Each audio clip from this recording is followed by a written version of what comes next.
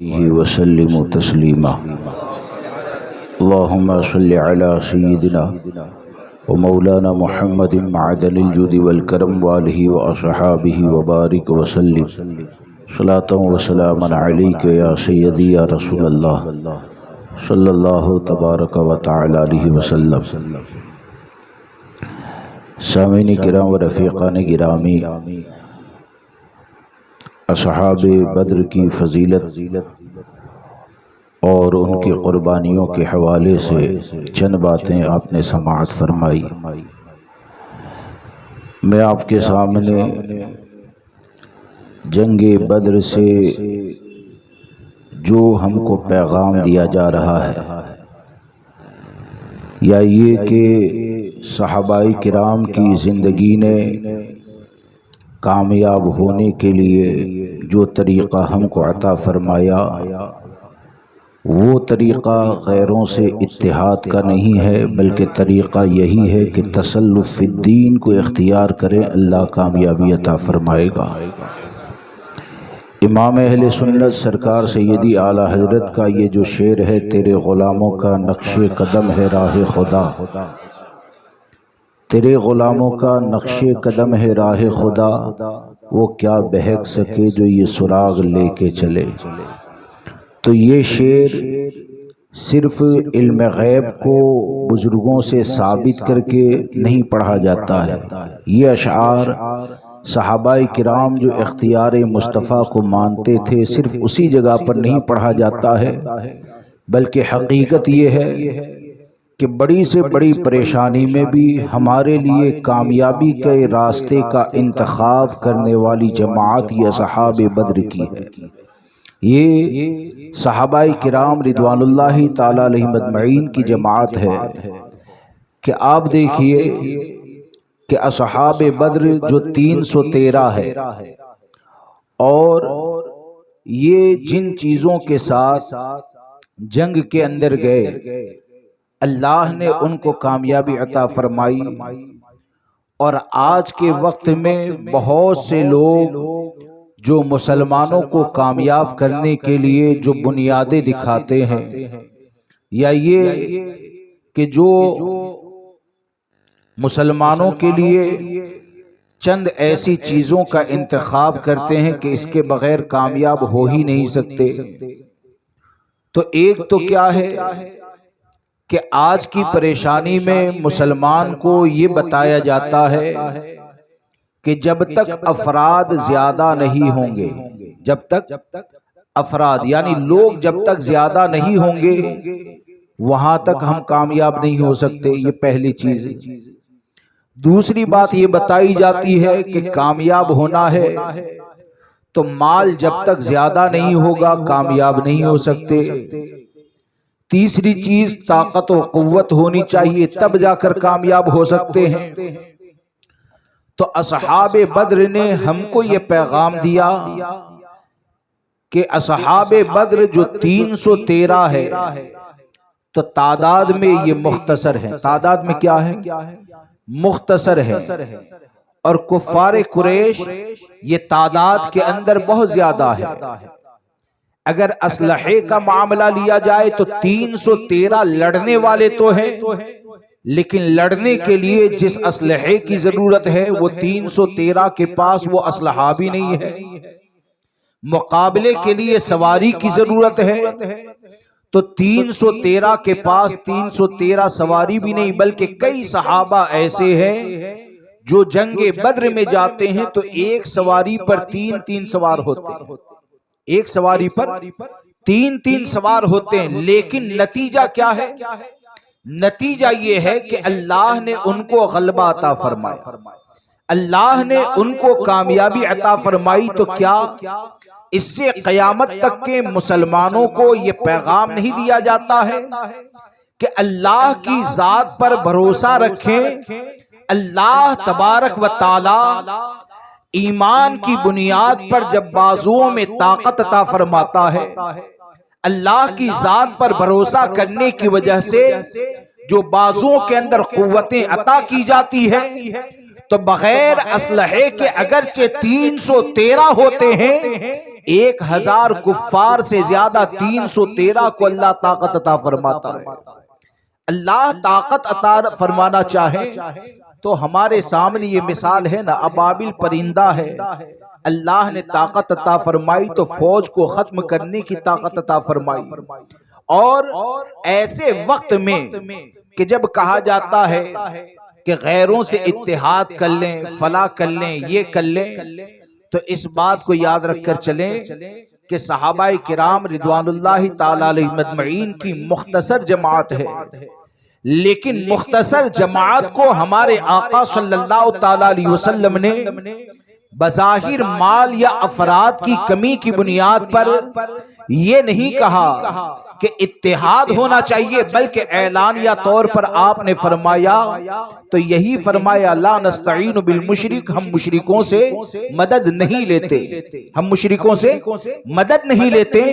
तो अल्लाह तबारक व ताला ने उनको कामयाबी इसी वजह से अता फरमाई कि उनके दिल में इश्क़ मुस्तफ़ा ये नक्श हो चुका था, उनके दिल में अल्लाह की जात के ऊपर भरोसा इतना ज्यादा था कि वो दीन के लिए सब कुछ कुर्बान करने के लिए तैयार थे।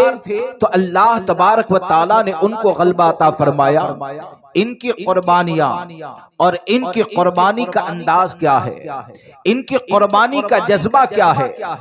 आज के वक्त में जो बुज़दिलों की जमात नजर आती है, या ये कहिए कि हम किसी हद तक बुज़दिल जो हो चुके हैं, तो हमारी बुज़दिली गोश्त खाने के बाद भी दिल में बुज़दिली बाकी है, बेहतर मकान होने के बाद भी दिल में बुज़दिली बाकी है, दुनिया की हजारों नेमतें होने के बाद भी बुज़दिली बाकी है। लेकिन एक वो जमात है सहाबा की कि जो जंग के लिए जाते हैं, भूख इतनी ज्यादा है कि पेट के ऊपर पत्थर बंधे हुए हैं, भूख इतनी ज्यादा है कि ऐसी भूख में जब खुदाई का काम चलता है तो सहाबाए किराम की तकलीफ और परेशानी को देखकर कि शिकम मुबारक पर पत्थर है, दाढ़ी और सर के बाल के अंदर मिट्टी लगी हुई है, तो हमारे आका सल्लल्लाहु ताला अलैहि वसल्लम सहाबाए किराम के लिए इरशाद फरमाते हैं, बुलंद आवाज में दुआ फरमाते हैं, या अल्लाह भलाई ये तो आखिरत की भलाई है, भलाई ये तो आखिरत की भलाई है, मेरे अंसार और मुहाजिर की मग़फ़िरत फरमा। जब ये दुआ फरमाई ना, तो इश्क देखें, इश्क देखें, कुर्बानी का जज्बा देखें कि ये पेट पर पत्थर बांधने वाले, कई दिन से भूख और प्यास को बर्दाश्त करने वाले, वो ये समझते हैं सहाबा कि शायद आकाए करीम सल्लल्लाहु ताला अलैहि वसल्लम हमारे लिए ये दुआ इसलिए करते हैं ताकि हमारी हिम्मत न टूट जाए, हमारा हौसला ये कमजोर न हो जाए। तो सहाबाए किराम जवाब में अर्ज करते हैं, जिसका खुलासा ये है कि या रसूलल्लाह अलैहिस्सलातु वस्सलाम, ये ग़ज़वा-ए खंदक की भूख ने हमको लड़ने में कमजोर नहीं कर दिया है, ये पेट पर पत्थर बांधने ने हमको कमजोर नहीं कर दिया है। या रसूलल्लाह, हम तो आपसे ऐसी मोहब्बत करने वाले हैं कि जब आपके हाथ के ऊपर बैत कर चुके तो उसी वक्त हमने ये अहद कर लिया था कि जिंदगी की आखिरी सांस तक अपने खून का आखिरी कतरा भी आपके कदम पर कुर्बान कर देंगे। ये जज्बा किसका था? ये मुख्तसर जमात का जो जज्बा था ना, तो हकीकत ये है कि पूरी कामयाबी का राज अगर आपको नजर आएगा तो इश्क़े मुस्तफ़ा में ही नजर आएगा। कामयाबी का राज आपको नजर आएगा तो तसल्लुफ़ फ़ी दीन के अंदर नजर आएगा। तो हम भी अगर कामयाब होना चाहते हैं, अपनी सोच को अच्छी बनाए, अपनी फिक्र को अच्छी बनाए, और कभी भी ये न सोचें कि गुस्ताख रसूल के साथ खड़े होने से तेरे बाजू में ताकत पैदा हो जाएगी। कभी भी ये ना सोचें कि बद मजहबों के साथ मिलने से काफिरों के ऊपर रौब व दबदबा होगा। अगर तुझे गुस्ताख रसूल का अगर तू बाइकाट करेगा, अगर बदमज़हबों का बाइकाट करेगा और सहाबाए किराम और बिलखुसूस असहाबे बद्र से सबक लेते हुए अपने आप को जब ऐसा बना लेगा कि उन्हें जाना उन्हें माना, न रखा गैर से काम, लिल्लाहिल हम्द में दुनिया से मुसलमान गया। अगर ये जज्बा होगा तो अल्लाह ताला तुमको कामयाबी अता फरमाएगा। और देखो सहाबाए किराम रिदवानुल्लाहि ताला अलैहि मजमईन की कामयाबी का राज क्या?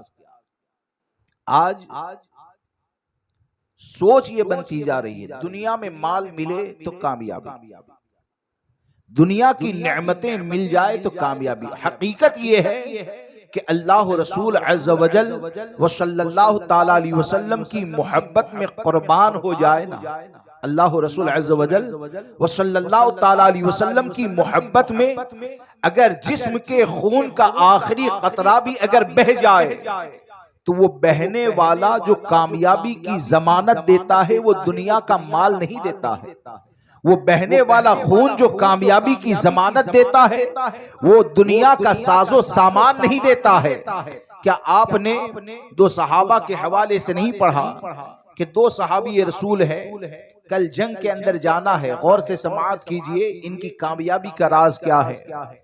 जाने से पहले शाम के वक्त में या रात के वक्त में ये दोनों सहाबी दुआ करते हैं और कहते हैं कि एक दुआ करेगा उसकी दुआ पर दूसरा आमीन कहे। एक सहाबी रसूल ने दुआ की, या अल्लाह मैं चाहता हूं कि कल मैदान जिहाद में काफिरों से लड़ाई हो, मुकाबला हो, और जब मुकाबला हो तो बहुत से काफिरों को कत्ल करूं और कत्ल करने के बाद मेरी जान बच जाए, मैं गाजी बन जाऊं।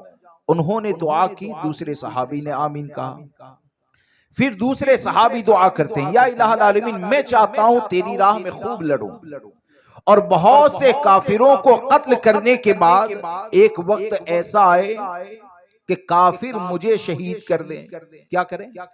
काफिर मुझे शहीद कर दें और शहीद करने के बाद मेरी नाक को काटा जाए, मेरे होंठ को काटा जाए। ये तमन्ना करते हैं, ये तमन्ना करते हैं। तो वो सहाबी रसूल अर्ज करते हैं कि तुमने शहादत की तमन्ना की और शहादत की तमन्ना करने के साथ ये होंठ और नाक को काटने की क्यों तमन्ना की कि वो तुम्हारे चेहरे को बिगाड़ दें। तो उनकी मोहब्बत देखें अल्लाह रसूल से कि वो सहाबी रसूल अर्ज करते हैं कि मेरी तमन्ना ये है कि कल मैदान महशर में जब अल्लाह तबारक व ताला मुझसे सवाल करेगा कि ए मेरे फला बंदे, ए मेरे महबूब के फला सहाबी, मैंने तुझे इतना खूबसूरत चेहरा अता फरमाया था, ये चेहरा आखिर किस तौर पर बिगड़ गया, तेरे होंठ और नाक क्यों कट गए।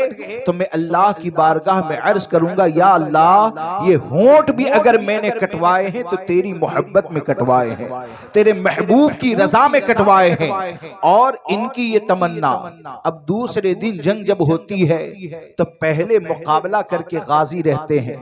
अब ये गाजी रहे तो गाजी रहने के बाद उन्होंने सोचा कि मेरी दुआ को तो अल्लाह तबारक व ताला ने कबूल कर लिया, मेरी दुआ को अल्लाह ने कबूल कर लिया। अब जिन्होंने शहादत की तमन्ना की थी, चलो जाकर मैदान जंग में जाकर देखें कि उनका हाल क्या है। जब वो करीब पहुंचे तो वो सहाबी को उन्होंने इस हाल में पाया कि जख्मों से चूर होकर वो जमीन पर गिर चुके हैं। और जमीन पर जब वो गिर गए तो एक काफिर ने आपके होंठ मुबारक को काटा, आपकी नाक को काटा गया। और जब नाक को काटा गया और आखिरी सांस लेते हैं तो सांस लेते लेते आखिर में एक जुमला कहते हैं बुलंद आवाज से कि होंठ और नाक जब कट गए तो वो सहाबी दुनिया से जाते हुए कहते हैं फुस्तु बिरब्बिल काबा, कसम खुदा की मैं तो कामयाब हो गया। जब इन्होंने ये जुमला कहा ना तो वो होंठ और नाक को काटने वाला काफिर वो अपनी तलवार को देखता है, तलवार से गिरने वाले खून को देखता है, इधर जो लाश पड़ी है उसको देखता है। वो ये कहता है, सोचता है दिल के अंदर कि खून मेरी तलवार से गिर रहा है, गर्दन यहां पर कटी है, दुनिया ये कहती है कि मैं कामयाब हो गया, और ये दुनिया से जाने वाला कहता है मैं कामयाब हो गया।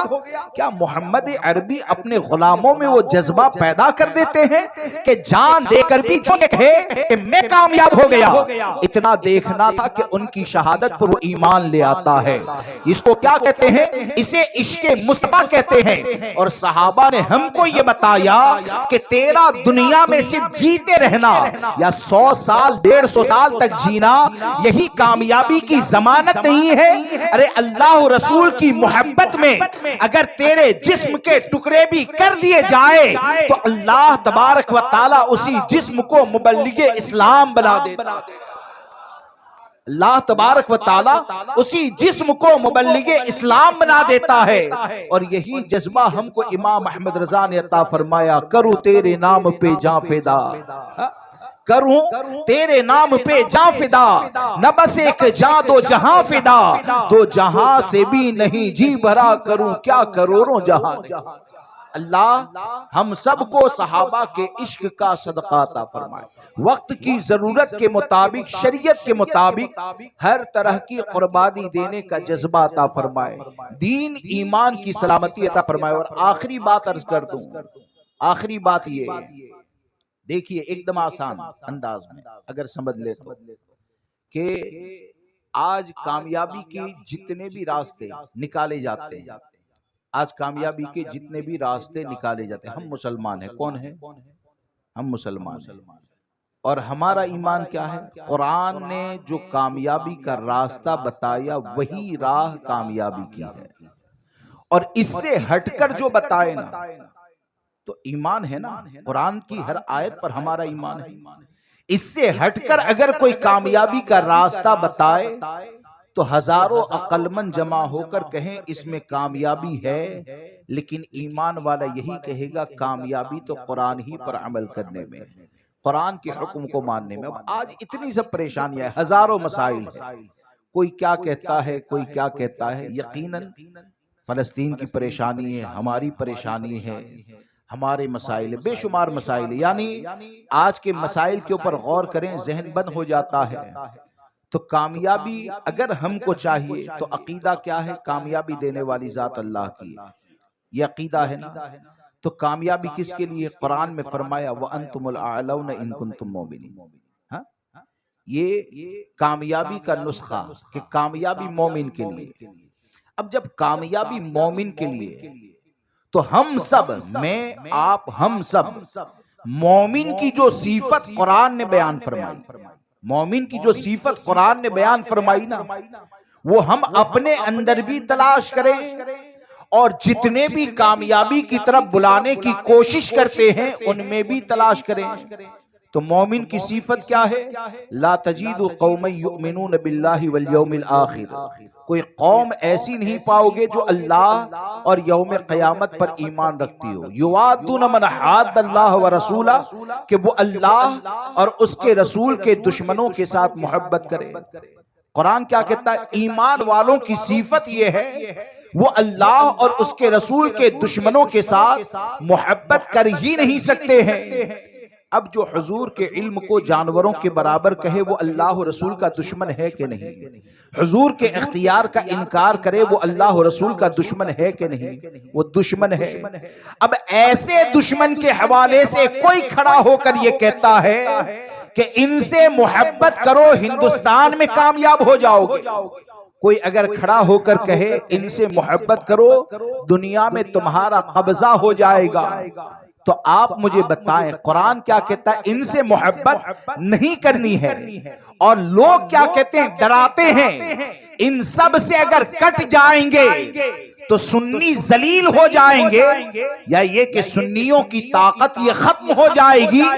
अरे तू कहता है ताकत खत्म हो जाएगी, और कुरान ये कहता है कि ऐसा अगर वलौ कानू आबाहुम, अगरचे ऐसा तेरा बाप हो जाए, और अबनाहुम चाहे बेटा हो जाए, और इखवानहुम चाहे भाई हो जाए, और अशीरतहुम चाहे खानदान वाला हो जाए, यानी बिरादरी को छोड़ो, शहर को छोड़ो, इलाके को छोड़ो, अरे तेरे खानदान में भी अगर ऐसे हो जाए, इन सब से तू अलग हो जा, तो अलग हो गया तो क्या नाकाम होगा? अरे कुरान कहता है इन सब से अगर अलग हो गया, उलाइका कतब फी क़ुलूबिहिमुल ईमान, अल्लाह ऐसे लोगों के दिलों पर ईमान को नक्श फरमा देगा। और जब ईमान नक्श हो जाएगा तो रब का वादा है व अंतुमुल आलौन इन कुंतुम मोमिनीन, कामयाबी मोमिन के लिए है। और मोमिन अगर सच्चा बनना है तो अगरचे मुख्तसर रहो, हमेशा यही कहो उन्हें जाना उन्हें माना, न रखा गैर से काम, लिल्लाहिल हम्द में दुनिया से मुसलमान गया। अस्सलामु अलैकुम।